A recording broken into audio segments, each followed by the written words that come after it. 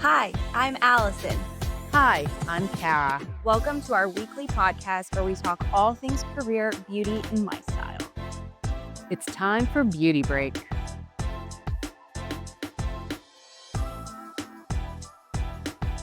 Welcome back to another episode of Beauty Break. My name is Allison. And I'm Cara. And we are suite renters at Optimus Salon Suite in the Meatpacking District of Manhattan. We are going to give you a beautiful episode today. And if you're new here, thanks for joining in. We really, really appreciate all of the new listeners that have been coming around. And if any of this episode inspires you to share with your friends, please do send anything, give a clip, give a thumbs up if you're enjoying yourself. We would love to continue to keep recording and kind of see where Beauty Break takes us. Okay, Cara. Yes. We start out every episode with a quick little chat about things that are in our suites, in the salon, in your esthetician room. Yes. I should call that a spa room. Yeah, a little spa suite. Spa suite. Yes. Love, your table is so warm and toasty. Thank you. It's heated. It's gorgeous. It's like a little chariot. Yeah, it like cuddles you up. Yes. Okay, so we always like to start just by chatting about things that people do bring to us. Yeah. Stuff that's like happening in the moment. Maybe that happened to us this week or the week before, but do you want to go first? Do you want me to go first? I'm going to go first. Go first. Because just before we started recording, our lovely producer, Alex, she came in with a little friend on her chin. Yeah. So she had a nice ripe pimple. Right. And, I think she came in thinking, Cara can extract it for me, but it wasn't ready. And this is really important for people to realize.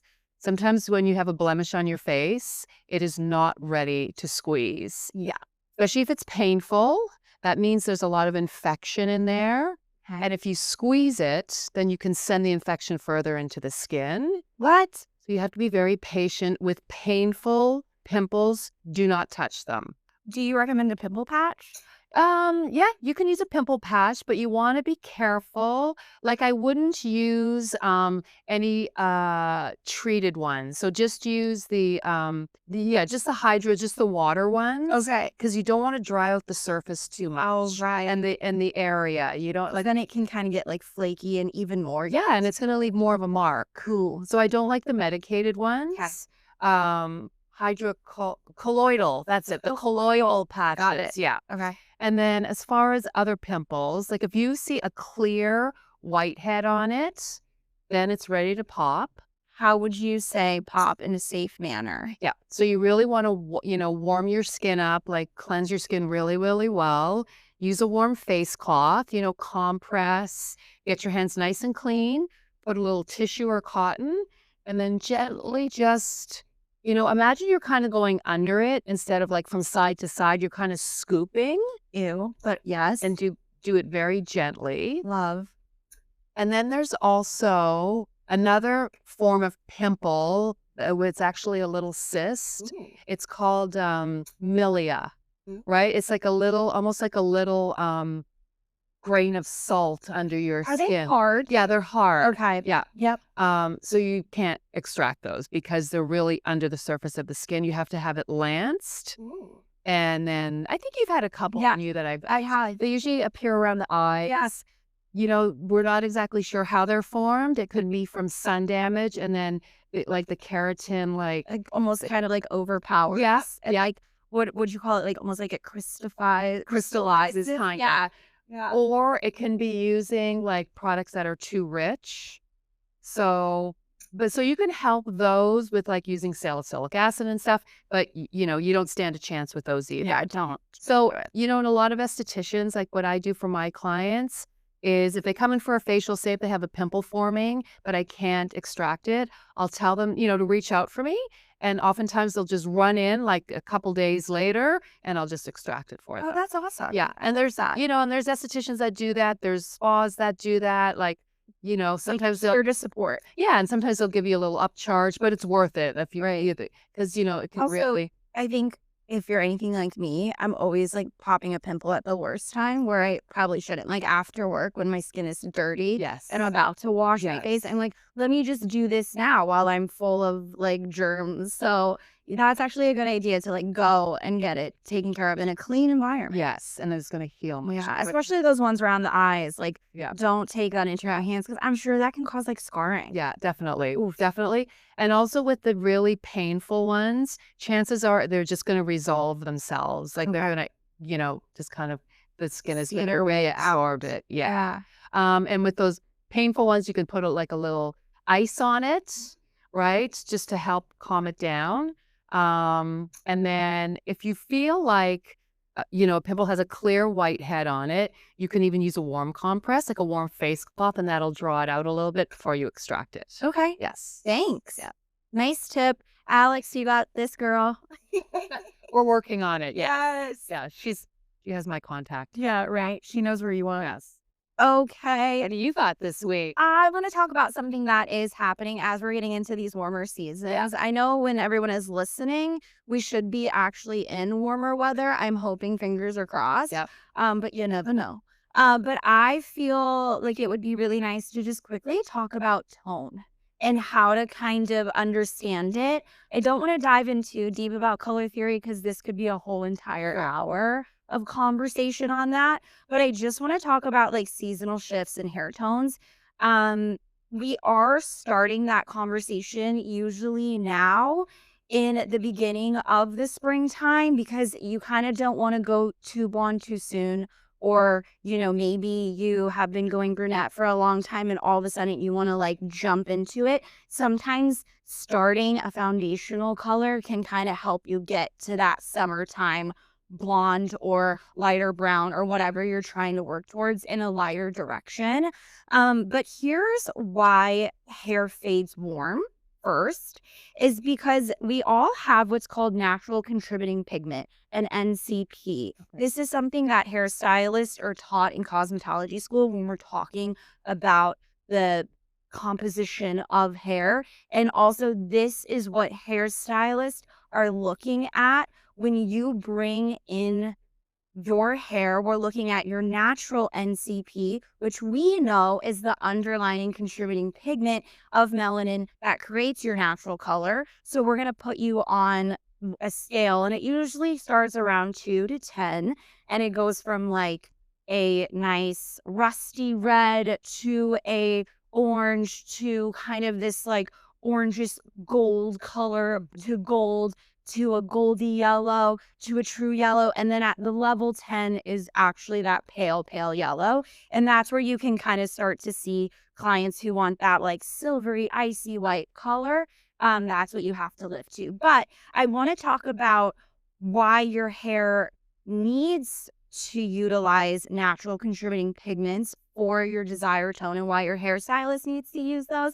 That's because that is the fundamental for what you can tone your hair to. So, for example, when you bring in an inspo picture and you're showing this like ashy, cool brown color, a hairstylist might be looking at your hair and telling you, yeah, this is so pretty. But in their head, they're like, we're going to need to lift this to a true yellow so that I can actually cancel out and bring it down to a little bit more of an ashier color. Those are the things that's going on in our heads. But you also, as a client, need to remember that these tones that we get you to do fade out. And that's why they fade out to warm tones, because without any warmth within your hair, that means you're kind of off the spectrum of color. Without that pale yellow, you're no longer going to be even like in hairland. You probably won't have any hair, right? That's what he's right there. It'll just be so fried. So you need to carry natural contributing pigments all the time within your hair. And we all have those. And that's why everyone fades warm. It's just on that spectrum of how things fade. Because what people want to fade cool? Some people do want to fade cool. And it's really hard as a hairstylist to explain, well, it's going to fade warm no matter what, because we have to lift you to this level to then cancel out, neutralize, or even enhance color. But you're always going to fade into a warmer color. So that leads me kind of to my next topic about the seasonal change. Do not be afraid of actually going warm as we enter into this new season of, well, warm weather, because Warm tones reflect light, right? So reds, oranges, and yellows, they reflect light. They're going to create shine. They're going to create vibrancy. Yeah, sure. Yeah, while ashy colors like blues, greens, and violets, they actually absorb light.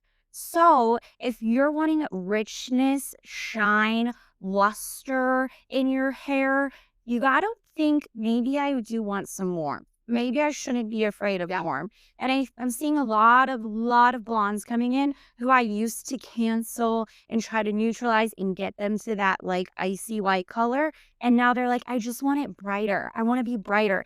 And brightness means warm. Warm. Okay. So don't be afraid to ask your stylist. And don't be afraid that when you start washing your hair at home and after maybe you did go and do a color and request an ashier tone, that it starts to go warm, because that is just Mother Nature. That is going to happen. You can do your at-home purple shampoos, blue shampoos. You can do maintenance with your hairstylist for a toner. But just keep in mind, that's the like underlining formulas that we're doing in our heads to get your natural contributing pigments Yep. that underline in everyone's hair to the spot we need to be able to tone to your desired color. That's Yeah. involved. It's involved. I hope it's not just bouncing around, but I didn't want to go too crazy in depth with it. But don't be afraid of warm, and know that you are always going to lift warm and you're always going to fade warm. Okay. Now I know. Yeah. That really makes And there's sense. nothing wrong with it. You're not some magical pony person who's never, this is everyone. Everyone's got this warmth in their hair. Your hairstylist didn't do anything wrong. Yeah. Yeah. It's just the nature of your hair. Mother Nature. Yeah. It's what happens. Great. Yeah. Good one. Okay, everyone, we are now moving on to our beauty breakdown segment. I am so excited for our guest. Stay tuned. All right. Thank you, everybody, for joining us today. This is our beauty breakdown segment. And today we are very, very excited to introduce the lovely Tina Lenoble. She is a master cut specialist and the creative force behind Lenoble's studio, located in the Lower East Side of Manhattan. Tina's journey began in the vibrant world of fashion at Betsy Johnson, a formative experience that still influences her unique style and flair today. At her studio, she transforms hair with innovative techniques like body waves to create stunning textures and movement. Beyond her technical powers, Tina is celebrated for her inclusive approach, offering gender-affirming appointments that ensure every client feels seen, comfortable, and empowered. As a passionate dog lover and longtime colleague, Tina brings a warm, fresh perspective to our conversation. Thanks for joining. Thanks for having me. I'm so excited to be here. This It's a shot. This is a long time coming because we've had to reschedule quite a few times. So sorry on our Oh my God, no. that. Every time it worked out, because it was like when you guys had to cancel, I was like, shit, I think I need to like cancel too. And then I was like, when you guys mentioned it, I was like, oh yeah, that's totally fine. Don't worry about it. Long days behind the chair. Yes. You are so slammed and so busy. I do not know how you do it. Sometimes it's always been very, very inspirational to work behind and beside and in front of you and all of our journeys that we've made it, even through traveling and doing education and clothing. It has been such a pleasure to be a colleague of yours all these years, truly. Great. So you guys have known each other for Oh my God. 10, 10 12 years? Yeah. No. When we were like longer. just starting out. Yeah, I think I met you in 2012. That's crazy. Because like in my head, I'm like, oh, that's not that long ago. But I'm like, oh, shit, it's like 2025. and both at Erojo Studio, which is a really well-known New York. Yeah. So Yeah. Yeah. We both got our start there. I went to school there, and then I did my apprenticeship there, worked my way up to become a master stylist, and then just kind of like hit the ceiling and then decided to move on. yeah. And Tina, how did you get interested in hairdressing?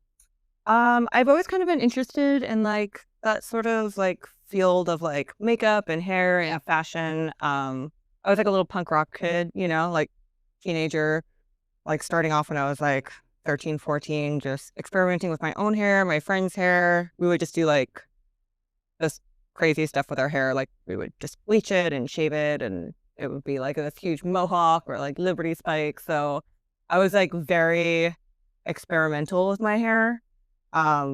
and like my clothes. I was just like very inspired by that whole like sort of scene and the music and fashion. And where did you grow up? Out on Long Island. Okay, Yeah, all right. about like an hour and a half from the city. So I would like come into the city all the time. When do you think that self-expression, like, really started for you? I mean, ever since I was like a little kid, I was like always like the, I don't want to say like black sheep of my family, but definitely like the more creative one. Right. I definitely was and still am like the person in the family that's you're like, okay, she definitely sticks out a bit. Yeah. But yeah, so I was kind of into it. That's like always like stuff that I just like gravitated towards. Yeah. Yeah, so And when I how was a kid. yeah, it started. Yeah. And just like You were one of that my and just yeah, you're also one of my fashion, like, icons. I have little pieces in my wardrobe where I'm like, "That is such a Tina piece." yeah. And when I wear it, I can be like, "I'm Tina." Cool. Like, you really do. You, like, you have inspired many things for me. But along, like, talking about where you grew up and, like, when you started having that self-expression, like, how did your family take it? Were there any times where, like, a parent was like, "No, you can't do this." Did they ever try to put you in a box, or were they like, "Do you, boo boo," and, like, go for it? A little bit of both. I feel like I grew up with like both my parents were immigrants. Like I'm like so first generation. My mom came from China, my dad came from Holland.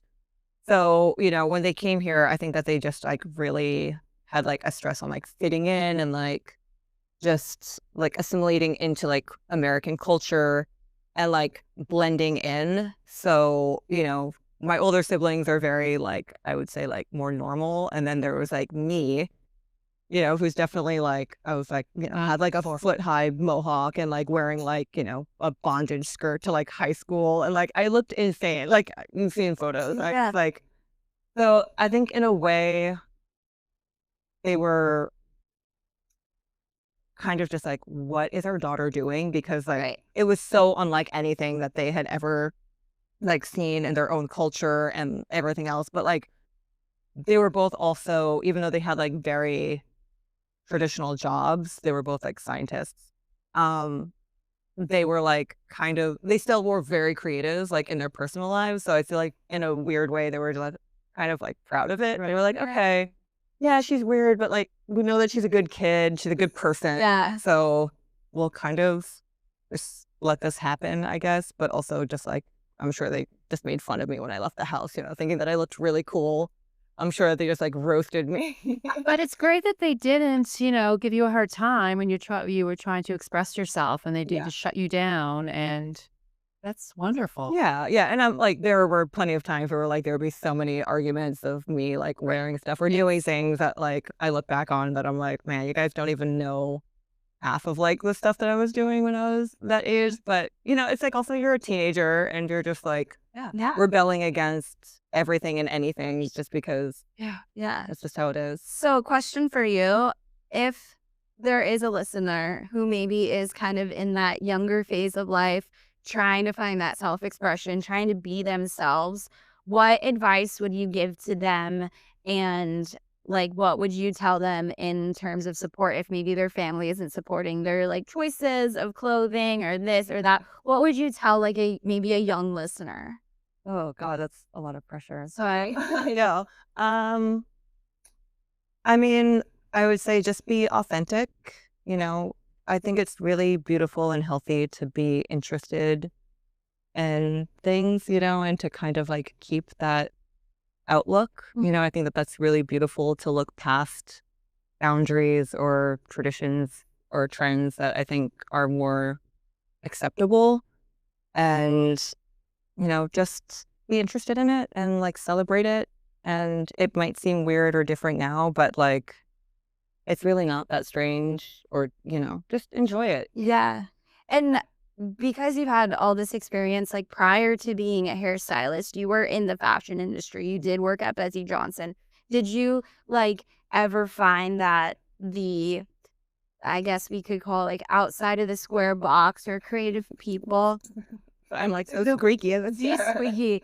When you were working in the industry, in the true fashion industry, I I could only assume, did you ever see, like, the street kids or the creative kids that society kind of deemed as, like, "Oh, they're too much," or "They're being great." Was that, like, what Betsy ever used as inspo, or like what the fashion industry uses as inspo? For sure. Yeah. I feel like, I mean, like fashion always comes originally from like street fashion. It's like they always look at, people that have to make something out of nothing, and then, kind of like where it evolves from there. So it's like, um, yeah, like working for Bessie Johnson was like, I mean, it was a huge dream of mine. Like when I went to FIT originally for fashion design.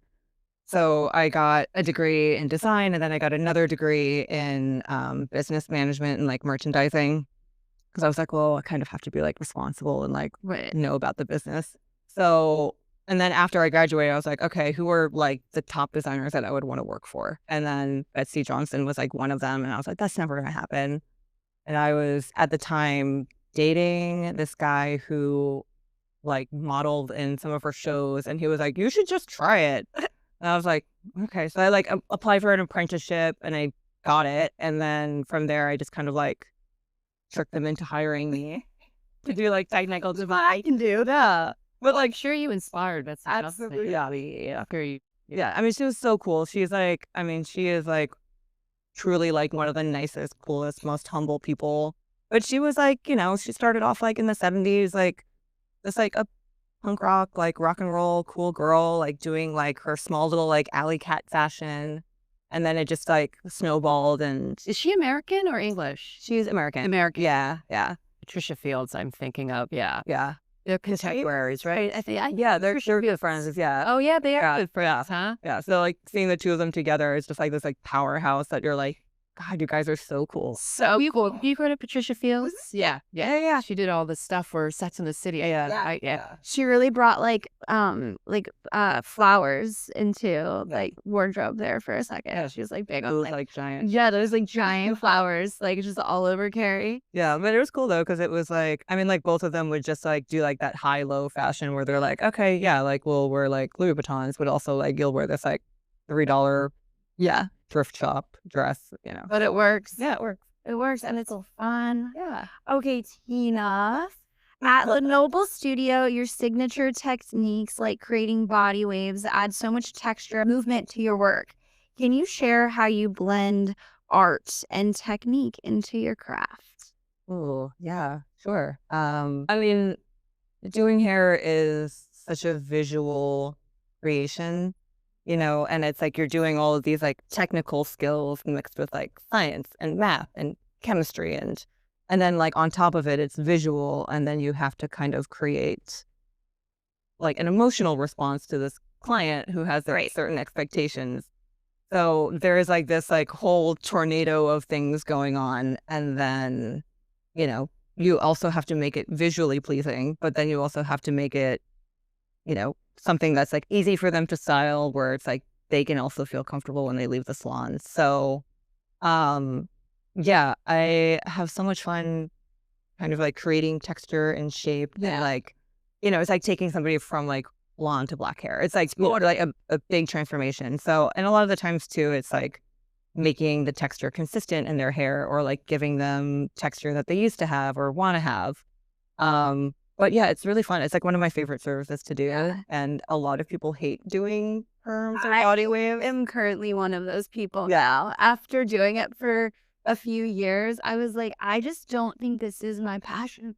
Yeah. It's just not, it's not my passion. Yeah. I've never been one to love to curl. So doing a like technique that I was like, this is just not it. And watching you do it, I am like, she is the one. Yeah. Go to Tina. She's magic. Yeah, I really enjoy doing it. Yeah. It's like for me now, it's like at this point, like I know I'm good at it. I know like what I'm capable of doing, but also I know like the limitations of like what a client will walk in with and like what they want. I'm like, okay, let's like have a more realistic approach. So I think like having that in the consultation, but also like having the technical skills to make something happen.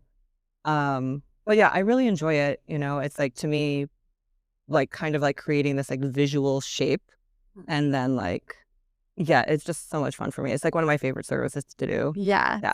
And you know what's great about about being a hairdresser is there's so many things you can specialize in.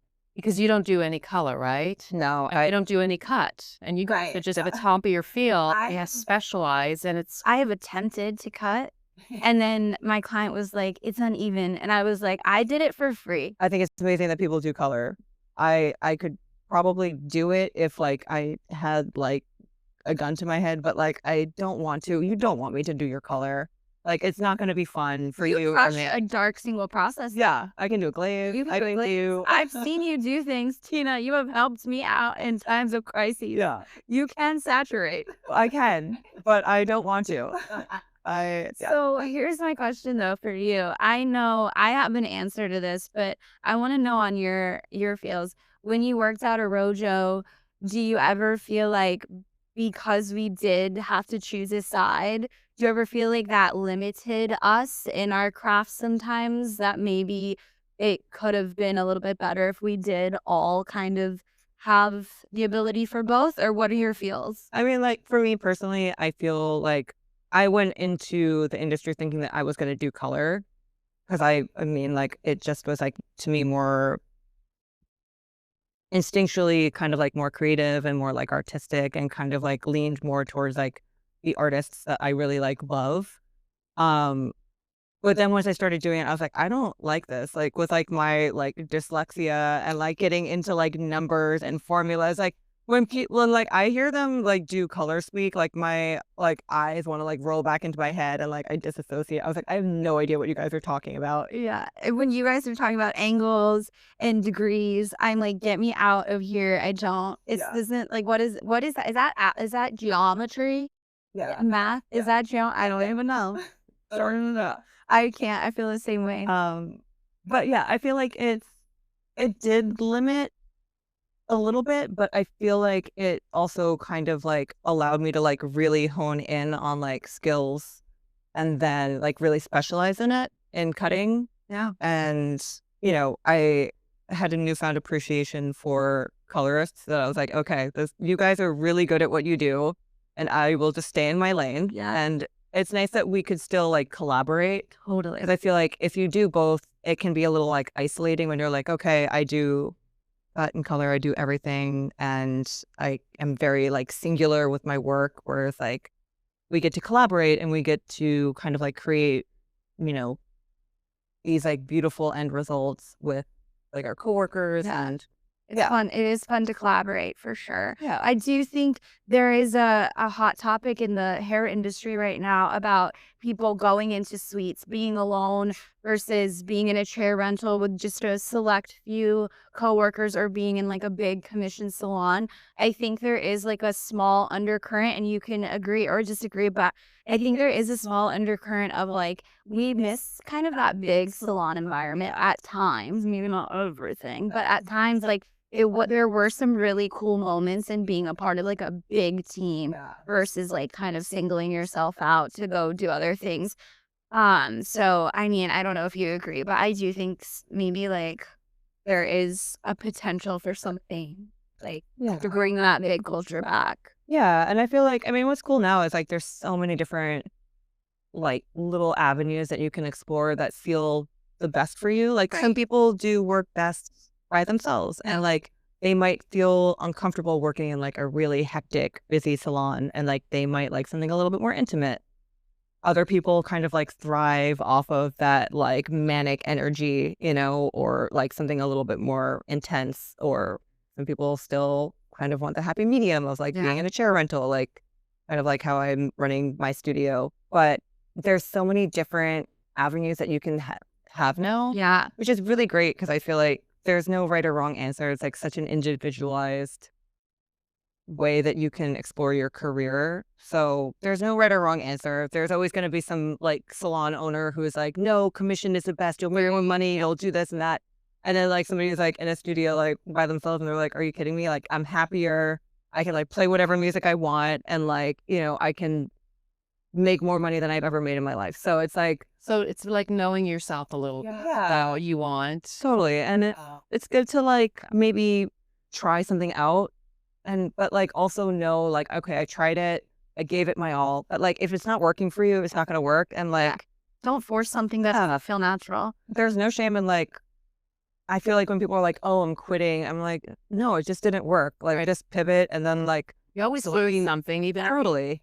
fail or don't like it or want Yeah. to change. I mean, there's so many times like you never learn anything from like succeeding. Like anything that I've ever learned, it was like because I was like, man, that was horrible. And like I failed miserably. Yeah. Like I failed more times than I've succeeded. Right. But like that kind of at least taught us something to be like, okay, that didn't work.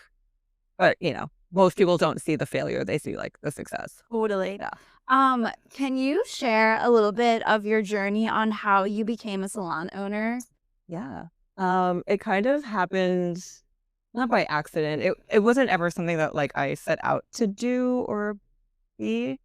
But like after the pandemic and like quarantine, I was just kind of like regrouping. Like I decided not to go back to Rojo. I was working at another salon that was like much more intimate and it was cool, but I was like, okay, this really isn't like me either. And then they closed. And so I was kind of like, okay, what am I going to do now? So I was like, maybe I'll do a chair rental and just kind of like figure stuff out. And then I was like, you know what? Maybe I should just try to like open up my own space. It was like post pandemic. So the rent was actually like, one good thing in New York City. Yeah. After like that The one. garbage of a time was the rent was actually like affordable and achievable. And so I walked by this space that used to be a hair salon and I was like, well, let me just like contact them. And, I put in an offer for rent and they took it. And it was just kind of like everything kind of kept happening that I was like, okay, if something doesn't happen or like there's a major roadblock, I just will take it as a sign and like I'll just go on to do something else. But everything kind of kept working out and I was like, okay, now I have to like do that. Oh, that was do it. Yeah.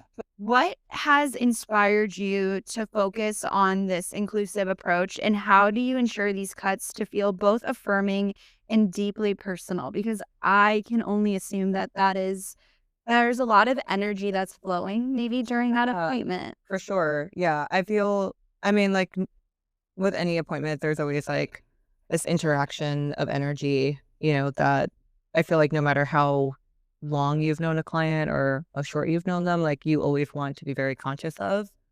Um, but yeah, with that particular service, I decided to start offering it. A few other salons that I admired were doing it, and I was like, man, that's such a beautiful way to give back to a community that, is really dismissed a lot in like current events. And, for me, like growing up, like I grew up in like, punk rock scene and like it was like all misfits, but it was like very opening of anyone that was like trans, gay, black, white, like any sort of ethnicity or minority. It was like all very inclusive, which is really beautiful. Um, and so I feel like growing up and kind of being around that community that was like so welcoming to me and like accepting of me during, times in my life that I made so many like wonderful friends. And I was like, this is like just a nice way to give back to a community that did so much more for me, like mentally and, just emotionally and spiritually and all of those. So it's really wonderful. Personal for you. Yeah. Yeah. And like, it's such a wonderful feeling to feel like yourself, and so if I can do something that's like, to me, like, I don't want to say like easy to do, but I'm like, I can give you a haircut, that's like easy for me. But like, if it makes somebody feel more like themselves, like, And you offered it on a complimentary service. Yeah. How does someone go about booking that appointment? Because if anyone is interested or has a friend or a family member or even just an acquaintance, how can they share this to get that over to them? so I try to do like 3 a month, just like with my schedule, just because it's like so packed. But each month I'll just like open up my books on my service menu so they can just like book in like a normal client. So they just go to my booking page, they book in like a normal client. And what is your booking page? It's under Vagaro. It's just like Lenoble Studios through Vagaro. If you just Google Lenoble Studios, it's fine. Yeah. You just Google me. But yeah, so then you just go to the service menu and you just book like gender affirming cuts. Just like a normal client. But then I also offer like post-cancer haircuts as well. So, because, post chemo and all of that. Yes. Yeah. I think people sometimes forget how important your hair is to your identity and who you are and like what that means to you sometimes. I know for some people it changes so easy and it's just like shave it off, I'll grow it back. Yeah. And I know some people it's like 2 inches can feel like a whole lot of emotion and memories and feelings. Totally. And security. I mean, like, our hair holds a lot of our energy. It's like, if you think about it, it's kind of like a graveyard of all of the cells and energy that we've like stored in our body that have like now basically, or is on our head, So it's like, What a great metaphor. That's so beautiful. Yeah. so it's like, it's a lot of stored energy. And so I think for some people, yeah, they're like, oh, whatever, like shave it off. I don't care. But for most people, I feel like there is, some sort of like connection to that. And sometimes, it's not actually about the hair. It's like about something else that's going on. But, it's like something that represents them and kind of like, it's like one of the first things that you notice about people too. Yeah. Or that you notice about yourself.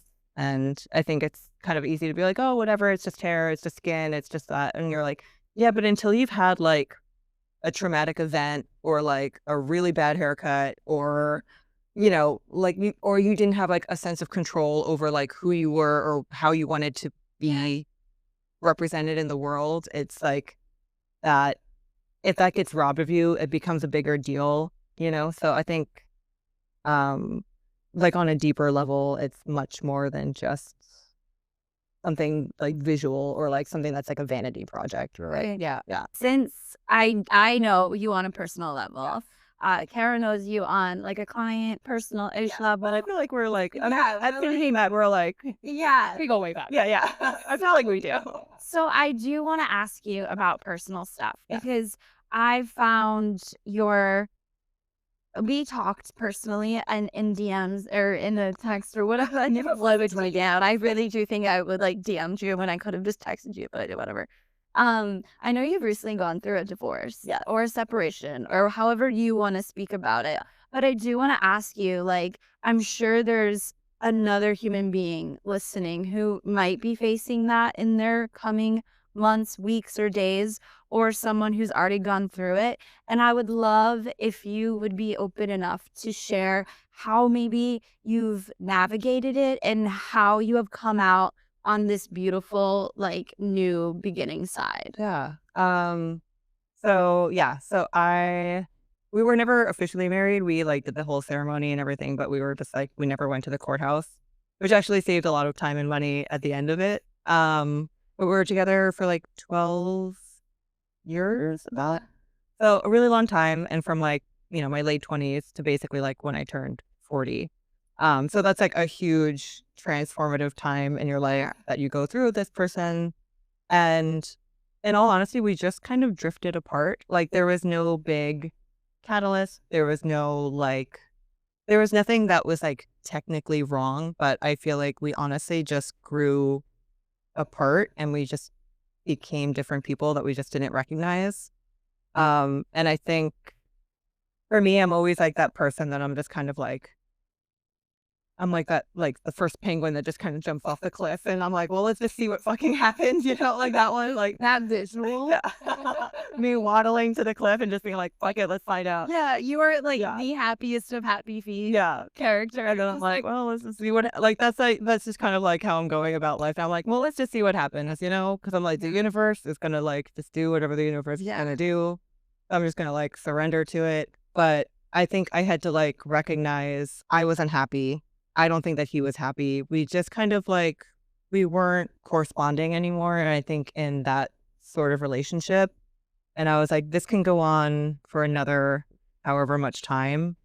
But I was like, it's unfair to me. It's unfair to him to kind of like force this relationship that just doesn't feel natural anymore. And I want him to be happy as much as I want my own happiness. I know on a personal note, you guys have ended on great terms. And that's why I know we've talked about you being comfortable discussing this. And I'm sure that someone listening, like, this does help. Yeah, because it's like, not every relationship ending has to be like this big, dramatic, terrible thing, especially when I'm like, he's a great person. He just was no longer my person. Yeah.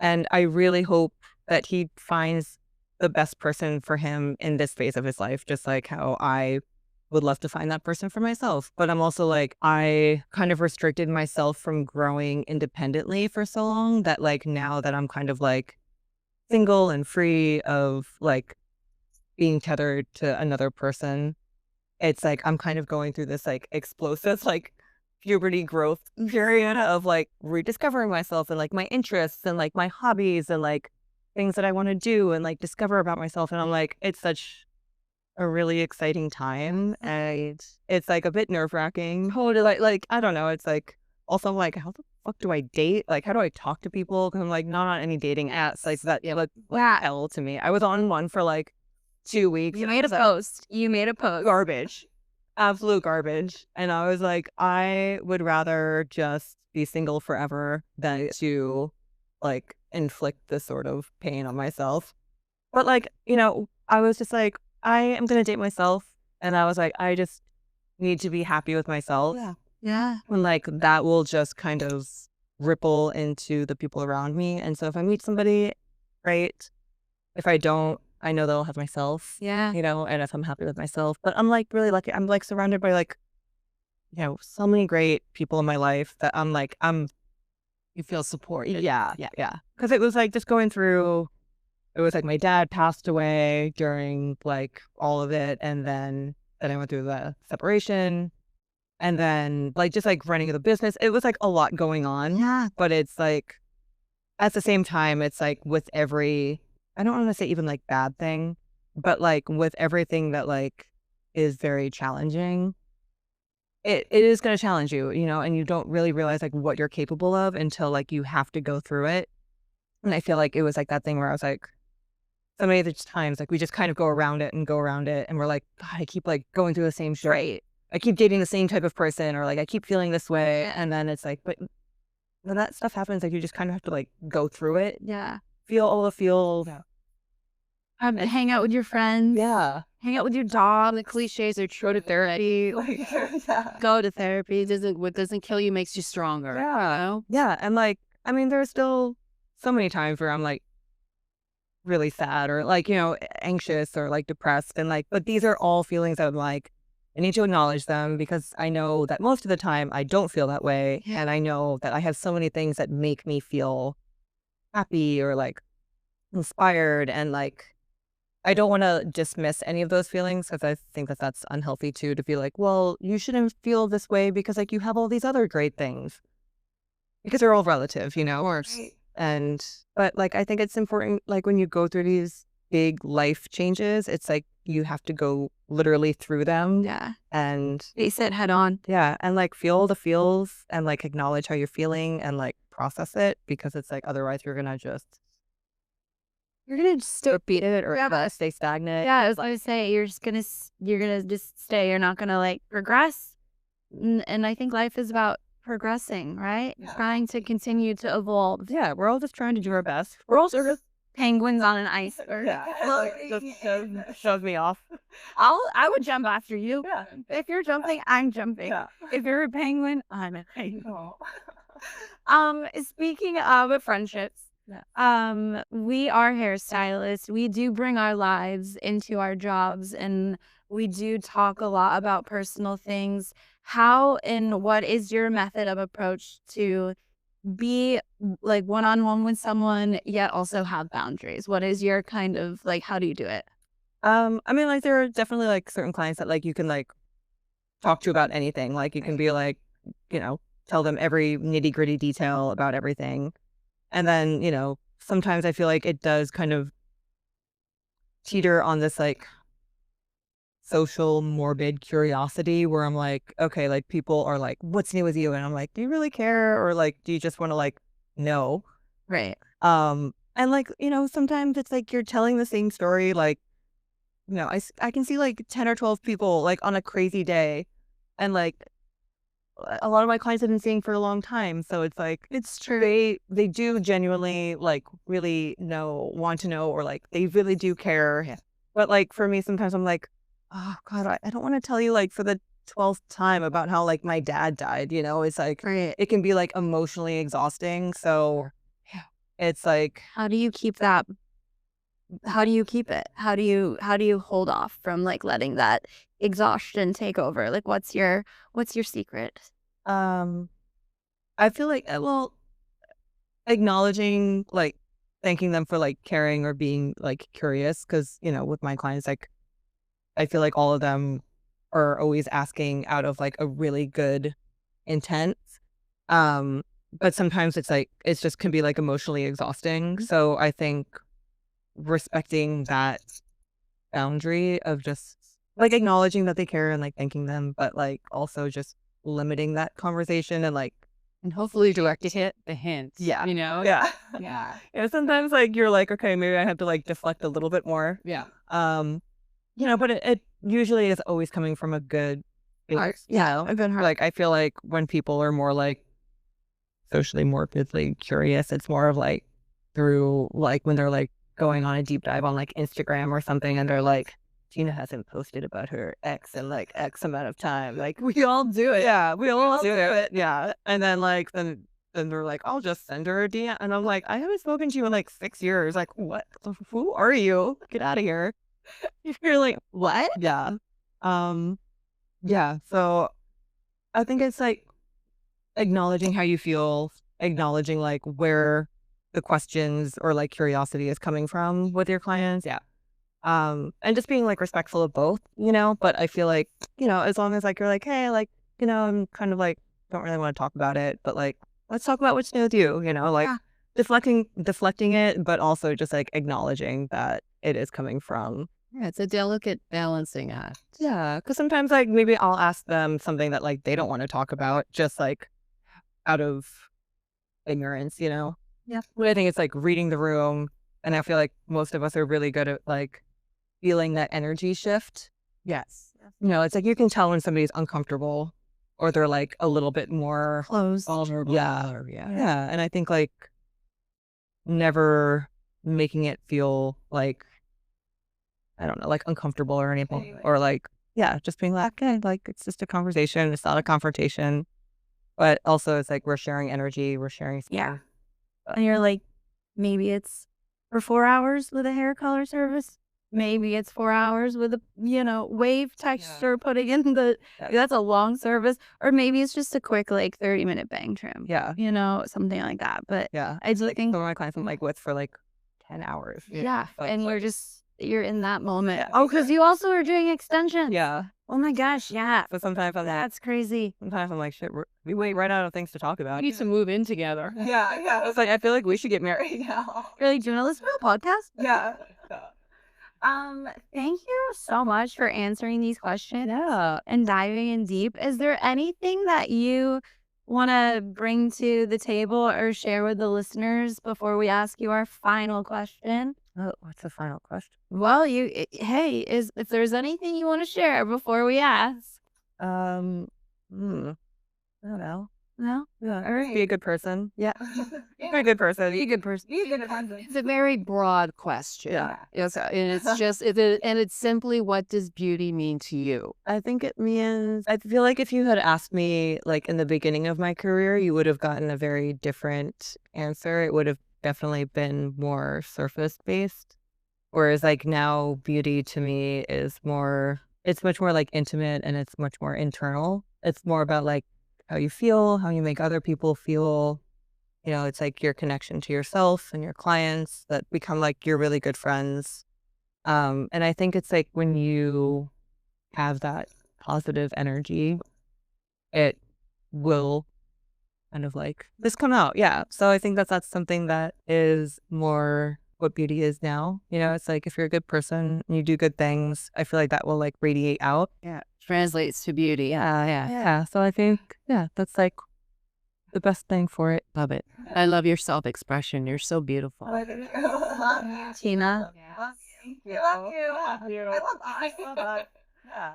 Thank you for watching yet another episode of Beauty Break. Please like, subscribe, share, follow to anyone in this room. Follow Tina Lenoble. Go to her studio, get a haircut. She is magical. Are we going to have show notes? I think we should. We'll probably have show notes. So these might be you may be in our show notes. So if we hear it, Maybe there's a link, maybe there's a bio, maybe there's not. Maybe you just have to do a scavenger. Yeah. Thank you again for watching, and we'll see you at the next episode.